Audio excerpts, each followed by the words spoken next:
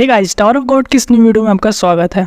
तो last video में हमने अभी तक देखा था कि कैसे खून कोमा से बाहर आ चुका है, वहीं दूसरी तरफ बैम और उसके दोस्तों के ऊपर किसी ने अटैक कर दिया है और वो दोनों दुश्मन जेट के अंदर आ चुके हैं, जिनमें से एक का नाम कैल है और दूसरा लोपोविया फैमिली का मेंबर यूल है और ये बैम से फाइट करना चाहते हैं। बैम ने इन्हें जिंदगी में पहली बार देखा है। इसी के साथ स्टार्ट करते हैं टावर ऑफ गॉड के इस न्यू वीडियो को।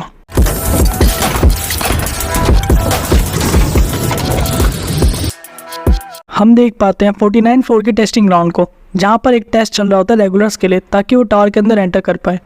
यहाँ एक अनाउंसमेंट चल रही होती है कि सिर्फ 10 मिनट के अंदर ही सारे टारगेट्स को एलिमिनेट करना होगा। और यहाँ हम देख पाते हैं खून को और रैग को। खून और रैग इस फ्लोर पर टेस्ट इसलिए दे रहे थे ताकि वो ऊपर के फ्लोर पे जा सके और यामा की हेल्प लेने में बैम की मदद कर सके। टारगेट पर खून का अटैक करने के बाद रैग भी अपने अटैक को तैयार करता है। वो अपनी पावर का यूज करके बहुत सारे पत्थरों को एक साथ लाता है और उसका एक बहुत ही बड़ा अटैक करता है, लेकिन उसका निशान थोड़ा सा चूक जाता है, जिसे देखकर खून पे बहुत गुस्सा करता है। खून अपने लाइट हाउस का यूज करके आइस ट्रायंगल पावर का यूज करता है और पूरी चीज को फ्रीज करने की कोशिश करता है और रैग एक जंप के साथ उसके ऊपर कूद जाता है, उसे पूरी तरह से नष्ट कर देता है।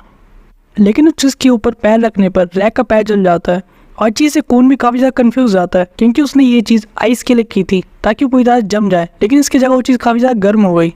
ऐसा क्यों हुआ ये चीज खून को समझ नहीं आती। इसके साथ ही खून को एक बहुत ही अजीब चीज दिखती है, एक ऐसी मछली जो कि जल रही है। और इसी के साथ स्टोरी वापस बैम के ऊपर फोकस करती है, जहाँ पर बैम और उसके दुश्मन आमने सामने होते हैं। यूल यहाँ पे बैम से कहता है, मैं तुम्हें बहुत समय से ढूंढ रहा था यूल ग्रेस, ताकि मैं तुम्हारा मुंह तोड़ सकूं।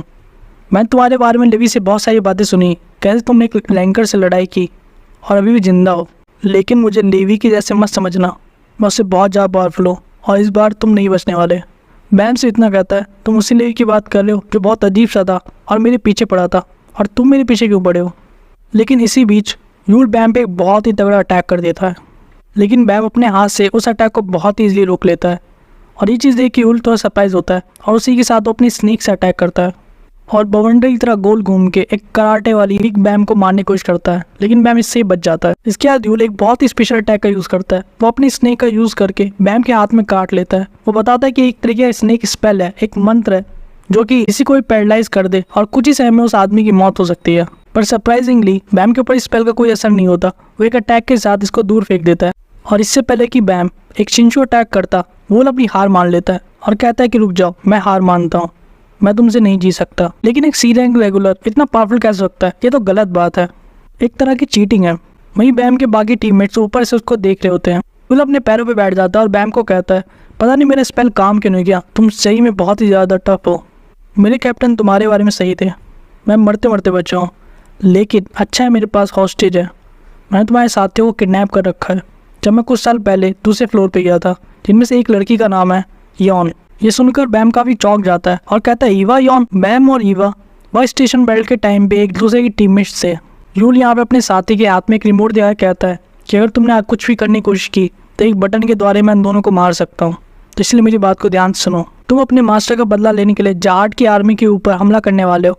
हम भी यही चाहते हैं कि तुम हमें अपने साथ ले चलो, क्योंकि हम भी उनसे बदला लेना चाहते हैं और बदले में हम तुम्हारे साथी को जाने देंगे। ये सुन में काफ़ी अजीब लगता है, लेकिन हम बस तुम्हारे साथ जाना चाहते हैं ताकि हम भी बदला ले सके जाट की सेना से। यूल यहाँ पे एक बहुत ही क्रीपी स्माइल के साथ कहता है कि हमें पता है कि उन्होंने तुम्हारे मास्टर जिनसुंग को कहाँ पे रखा है, और अगर तुम हमें अपने साथ ले चलो तो हम दिखा सकते हैं कि वो कहाँ पर है। ये न्यूज़ बैम को बहुत ज़्यादा शॉक कर देती है और इसी के साथ स्टोरी वापस फोकस करती है मैड्रॉक के फ्लोर पर। और 52 फ्लोर पर हम यहाँ पे मैड्रॉक का उड़ता हुआ महल देख पाते हैं, जो कि यामा के पास गया होता है। हम खून को वहाँ पे पड़ा हुआ देखते हैं, जो काफ़ी ज़्यादा थका हुआ था। शिविशु कहता है कि तुम्हें देख के पता लगता है कि तुमने सी रैंक का रेगुलर टेस्ट इतनी जल्दी कैसे पास कर लिया। वही रैक कहता है कि तुम सब शांत हो, मैं यहाँ आराम कर रहा हूँ। कराका, मैड्रॉक और वाइट वहीं पे बैठे होते हैं, जिनके सामने यामा का महल होता है। यामा के इस महल का नाम केज होता है, जहाँ उसके सभी लोग रहते हैं। स्टोरी में पहली बार हम यामा को देख पाते हैं, जैसे उसका एक नौकर ये बता रहा होता है कि उससे मिलने के लिए स्लेयर कराका आया हुआ है। यामा अपने आप से कहता है कि लगता है बच्चा बड़ा हो गया, इसकी हिम्मत कैसे है कि मेरे इलाके में आए। इसके साथ यामा अपने सेवक से पूछता है, तो क्या डैंगडम को अपने साथ लेकर आया। लेकिन जवाब मेरे सेवक से इतना ही कहता है कि नहीं, ये उसे अपने साथ तो नहीं लाए, लेकिन उन्हें उसका पता जरूर चल गया है और उसे बहुत जल्दी यहाँ लाने वाले हैं। जिसे सुनकर यामा गुस्सा हो जाता है, बहुत जल्दी, इसका क्या मतलब है, जब तक वो डैंगडैंग को अपने साथ नहीं लाएंगे वो यहाँ नहीं आ सकते। उनकी बात से तो ऐसा लग रहा था कि डैंगडैंग को कभी भी लेके आ सकते हैं। इनकी वजह से मेरी आशाएं ऐसी बढ़ गई थी। ऊपर से कैनिन टूथ फेस्टिवल भी आने वाला है, ये सब चीज़ से मुझे बहुत गुस्सा आ रहा है, हमें डैंग डैंग चाहिए। यामा गुस्से से अपने सेव को कहता है कि जाके उस कराका को कह दो कि जब तक वो डैंग डैंग को यहाँ लेके नहीं आएगा वो अंदर नहीं आ सकता, और अगर वो फिर भी यहाँ नियम तोड़ के अंदर आने की कोशिश करेगा तो उससे मुझसे लड़ना पड़ेगा। वही मैड रॉक ये न्यूज़ कराका को बता देता है कि यहाँ बहुत ज़्यादा गुस्सा है क्योंकि वो डैंग डैंग को लेकर नहीं आया, और वो उसे लड़ने के लिए कह रहा है अगर वो बिना डैंग डैंग के यहाँ अंदर आने की कोशिश करेगा। काफ़ी डिस्कशन के बाद कराका ये डिसाइड करता है कि उन्हें बैम का वेट करना पड़ेगा जो कि डैंग डैंग को लाने गिरा है। इसी के साथ कराका का साथी उससे ये पूछता है कि हम बैम पे कुछ ज़्यादा ही भरोसा नहीं कर रहे, लेकिन कराका कहता है हम उसे टेस्ट कर रहे हैं और अगर वो फेल होता है तो उसके लिए यहीं पे बात खत्म हो जाएगी। वही मैड्रो कहता है कि लगता है कराका को बैम अच्छा लगने लगा है। ये सुने कराका गुस्सा हो जाता है और कहता है अपना मुंह बंद रख। वहीं बैम की शिप पर हम देखते हैं कि यूल और उसका साथी टाइम पास कर रहे होते हैं पत्तों से एक घर बनाकर। वहीं दूसरी तरफ हॉकनी इन पे अभी भरोसा नहीं कर रहा होता और बैम से पूछता है क्या तुम सच में इन अजीब लोगों के साथ काम करना चाहते हो। लेकिन बैम कहता है इनके पास हमारे साथी हैं और इन्हें मेरे मास्टर की लोकेशन भी पता है जो कि बहुत ही ज़्यादा वैल्यूएबल इन्फॉर्मेशन है हमारे लिए, इसलिए मैंने जाने नहीं दे सकते। वही फ्लैशबैक में हम बैम और यूल के बीच की बात भी देख पाते हैं जब यूल बताता है कि उनके कैप्टन के पास इन्फॉर्मेशन है, लेकिन वो अभी बैम पे ट्रस्ट नहीं करता और अगर वो इन्हें अपने साथ आने दे तो टाइम के साथ उन पर ट्रस्ट भी करने लगेंगे और नई इन्फॉर्मेशन में ज़रूर देंगे। लेकिन प्रेजेंट में बैम की टीममेट्स और यूल के बीच में नहीं बन रही होती क्योंकि वो उसका पत्तों का घर तोड़ देते हैं। इसके थोड़ी देर बाद ही बैम और उसके टीममेट्स एक जगह पहुंच जाते हैं जहाँ पे लुई ने बताया था कि आवारा कुत्तों को पकड़ के लड़वाया जाता है और ट्रेन किया जाता है कॉम्बैट डॉग बनने के लिए। इस जगह को रेगुलर एरिना कहा जाता है और ये अपना प्लान डिस्कस कर लेते हैं कैसे यहाँ से डैंग डैंग को निकालना है। ये जगह दिखने में एक रिंग जैसी होती है जिसके बीच में एक क्यूब बना होता है जहाँ पे सारे आवारा कुत्ता रहते हैं और उनको लड़ाई करनी होती है। हॉकनी बैम को यहाँ पे बताता है कि काफी ज्यादा स्ट्रिक्ट सिक्योरिटी की वजह से वहाँ पे सीधे अपनी वॉरशिप को ले जाना काफी मुश्किल है, जिसे सुनकर यूल बीच में ही कहता है कि मैं साइंस वाला बंदा हूँ, मैं मशीन के साथ बहुत ही अच्छा हूँ, तुम अगर उसे थोड़ी देर के लिए डिस्ट्रैक्ट कर दो तो मशीन रूम में जाके उस डिवाइस को पूरी तरह से बंद कर सकता हूँ।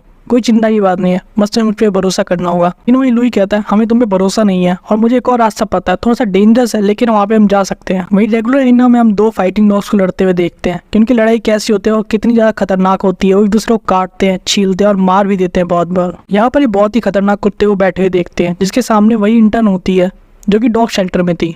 वो इस कुत्ते को बताती है कि हमें लॉर्ड कांजर ने भेजा है क्योंकि वहाँ से एक कुत्ता भाग गया है और वो अपने दोस्त को ढूंढने के लिए यहीं पे आने वाला होगा। ये सुनकर थोड़ा सरप्राइज हो जाता है, उसे लगता है कि लॉर्ड कांजन कब से हमारे जैसे रगरेट की चिंता करने लगे, लेकिन वो उन्हें कहता है कि यहाँ से कभी कोई स्ट्रे डॉग हमारा कुत्ता नहीं भाग पाया तो उन्हें कहो कि कोई चिंता ना करे। और हम देख पाते हैं कि एक बी रैंक रेगुलर था लेवल 3 का सुपरवाइजर जिसका नाम था डू टोंग। यहाँ जिस तरह की चीज़ें चल रही थी उसे देख के इंटर्न अपने मन में सोच रही थी कि शायद बैम सच्ची कह रहा था, ये ऑर्गेनाइजेशन किसी 2 नंबर के काम में इन्वॉल्व है। इन्हीं सब डिस्कशन के बीच में वहाँ पे गार्ड नोटिस करते ही शिप दूर से उड़ता हुआ आ रहा है और सीधे आके यहाँ टकरा जाता है और तोड़ते हुए अंदर आ जाता है और उसमें से निकलता है बैम जो यूज करता है एक वाइड रेंज शिंशु स्किल अटैक को। इस अटैक के साथ ही सारे गार्ड डॉग मारे जाते हैं। लूटोंग ये अटैक देख के समझ जाता है कि ये और कोई नहीं बल्कि वही है जिसके बारे में इंटर्न उसे बताने आई थी, लेकिन वो बिल्कुल परेशान नहीं होता क्योंकि वो कहता है कि उसको लॉर्ड कांजर ने एक स्पेशल डॉग भेजा है ताकि उसको संभाल सके और इस रगलेट का नाम था मैड डॉग। वहीं बैम गैलरी में आगे बढ़ने लगता है और सोच रहा होता है कि मेरे अटैक करने के बाद भी अभी तक किसी ने मेरे पे अटैक क्यों नहीं किया वापस, या मुझे कोई रोकने के लिए क्यों नहीं आया, या इतनी शांति क्यों है। और तभी हम सामने से आते हुए देखते हैं मैड डॉग को जो कहता है यू विल ग्रेस, तुम यहाँ भी आ गए। बैम मैड डॉग को देखे शॉक हो जाता है क्योंकि लास्ट टाइम उसने उससे वर्क स्टेशन बैटल पे हराया था और उसके बाद मैड डॉग वहाँ से भाग गया था, इसलिए बैम उससे पूछता है तुम यहाँ क्या कर रहे हो। मैड डॉग बैम से बहुत कड़क आवाज में पूछता है ये यामा का इलाका है, तुम यहाँ क्या कर रहे हो, क्या तुम यहाँ मरना चाहते हो। वहीं बैम मैड डॉग से पूछता है तो क्या अभी भी तुम्हारे पास तमारा का खून है। वहीं इसकी साथी कहती है हाँ, और ये और भी ज़्यादा पावरफुल हो चुका है और तब से इसकी बॉडी पे एक स्क्रैच तक भी नहीं आया है किसी भी लड़ाई में। और इसी के साथ इनके बीच की फाइट भी शुरू हो जाती है जहाँ मैड डॉग बहुत ही तगड़ा पंच मारता है बैम की तरफ। और नेक्स्ट पैनल में हम बैम को ज़मीन पे पड़ा हुआ हाथों में हथकड़ी लगा हुआ देख पाते हैं।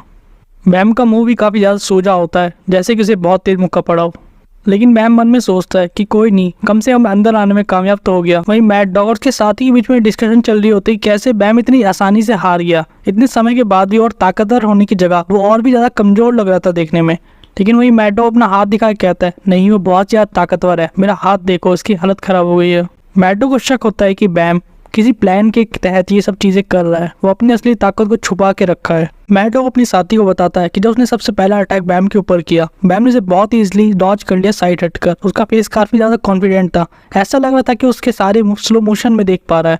यहाँ तक कि उसने उसका स्पेशल अटैक ब्लैक हाउंड को भी बिना चोट लिए ही सर्वाइव कर लिया। और जब पहला पंच बैम के ऊपर लैंड किया उस टाइम पे बैम की आंखें बंद थी, जैसे वो जानबूझ के ये पंच लेना चाहता था अपने फेस के ऊपर, लेकिन मैड डॉग इसके साथ ये भी कहता है कि वो अभी अपनी ब्लड तमारा की पावर को पूरी तरह यूज़ नहीं कर पाया और जब अगली बार बैम से फाइट करेगा तो जिंदा नहीं बचेगा। वहीं दूसरी तरफ बैम जेल में ही सोच रहा होता है कि अंदर तो आ गया है, लेकिन उसे अब डैंग डंग को जल्दी ही ढूंढना होगा, लेकिन उसमें कुछ समय है और इस टाइम का यूज़ वो मेडिटेशन करे करता है ताकि अपने शिंशु स्किल्स को और रिचार्ज कर सके। वहीं 1 घंटे बाद इस रेगुलर एरिना में एक और फाइट होने वाली होती है जहाँ सुपरवाइज़र खुद होता है और उस रगलेट को कहता है कि लड़ाई करो, और हम जान पाते हैं कि रगलेट और कोई नहीं बल्कि डैंग डंग है जिसके पीछे यामा पड़ा है।